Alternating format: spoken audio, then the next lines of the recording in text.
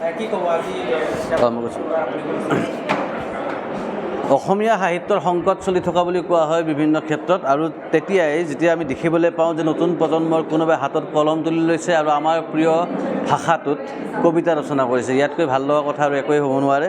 ৰদালি বৰুৱাৰ এয়া প্ৰথমখন কাব্য সংকলন জীয়াই থকাৰ মালিতা আজি নগাঁও প্ৰেছ ক্লাবত উন্মোচন কৰা হ'ল। আৰু এই উন্মোচন কৰা কথাটো কেৱল যে এখন কবিতাৰ কিতাপ উন্মোচন হ'ল এনেকুৱা নহয়, আমাৰ যি নিজৰ অস্তিত্বৰ প্ৰতি অহা ভাবুকি সংকট তেনেকুৱা এটা সময়ত এনেকুৱা ধৰণৰ কামবিলাকে আমাক সাহস দিয়ে, প্ৰেৰণা দিয়ে।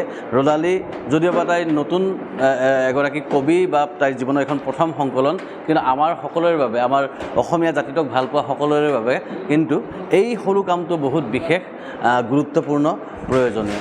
ৰদালিলৈকে শুভেচ্ছা। আমি তাইৰ কাব্য চৰ্চা সাধনা আগলৈকে চলি থাকক তাকে কামনা কৰোঁ। হয়, মোৰ যথেষ্ট ভাল লাগিছে। মই যেতিয়া লিখিছিলোঁ এনেকৈ কবিতা পুথি উলিয়াম বুলি ভবা নাছিলোঁ। সপোন পূৰণ হোৱা যেন লাগিছে আৰু আগলৈও ইয়াতকৈ ভালকৈ লিখিব চেষ্টা কৰিম। আমাৰ চকু কাণ খোলা ৰাখিব লাগিব এজন আৰ্টিষ্টে, এজন কবিয়ে, এজন নাট্যকাৰ, এজন চিনেমা পৰিচালকে। তো এইখিনি মোৰ আচলতে